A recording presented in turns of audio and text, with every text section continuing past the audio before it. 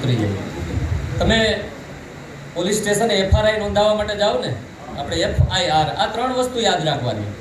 FI અને R. તમારો જે પ્રશ્ન છે કે ફૂગનાશક સાથે મિક્સ કરી શકાય કે નહીં, કારણ કે આ જીવંત બેક્ટેરિયા છે, એટલે કોઈ પણ દવા સાથે અડે તો એને નુકસાન તો થાય, સ્વાભાવિક છે. એટલા માટે અહીંયા વૈજ્ઞાનિક સંશોધનના આધારે એવું એક તારણ કાઢવામાં આવ્યું કે આ 3ય વસ્તુનો, જંતુનાશક, ફૂગનાશક અને રાઇઝોબિયમ, આ 3યનો પટ કઈ રીતે આપવો, અને એના સંશોધનના પરિણામે એવું સાબિત થયું કે સૌથી પહેલો પટ ફૂગનાશકનો આપવાનો. ડાઇથેન, થાઇરમ, કેપ્ટન, મેન્કોજેબ, 22T ઘણી બધી જે ફૂગનાશકો આવે છે, 1 કિલો દાણામાં 3 ગ્રામ, બરાબર? એ પ્રમાણે પહેલા પટ આપવાનું. એટલે પહેલું પટ દાણા ઉપર કોનું ચડશે? ફૂગનાશકનું. FIR માં પહેલો શબ્દ કયો આવે? F, ફૂગ. બીજો I એટલે ઇન્સેક્ટિસાઇડ, એટલે રોગનાશક, જીવાતનાશક, કીટનાશક.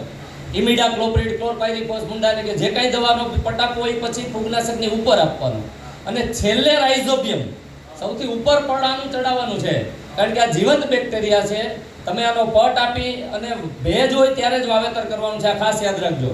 જમીનની અંદર જ્યારે ભેજ હોય અને વાવેતર પહેલાં થોડાક ટાઈમ પહેલાં જ આનો પટ આપવાનો છે. બહુ વહેલો આપી દેવાનું નથી, નહીં તો સુકાઈ જશે ને બેક્ટેરિયાનું પ્રમાણ ઘટી જશે. આમાં જીવંત બેક્ટેરિયા છે, એટલે તમે પટ આપીને 2-3 કલાકની અંદર છાયામાં સૂકવી અને વાવેતર કરી દેવાનું. પણ એની શરત એ છે કે જમીનમાં ભેજ હોવો જરૂરી છે, તો જ એનો ઉપયોગ થશે. હવે બેને જેમ FRI સમજાઈ ગયું, ફૂગનાશક, જંતુનાશક અને પછી છેલ્લે આ કલ્ચર, આ 3નો પટ આપી દીધો. હવે આનું કામ શું છે બેને આપણને થોડુંક તો સમજાયું. હવામાં જે નાઇટ્રોજન છે 78% એ સીધો છોડને આપે છે.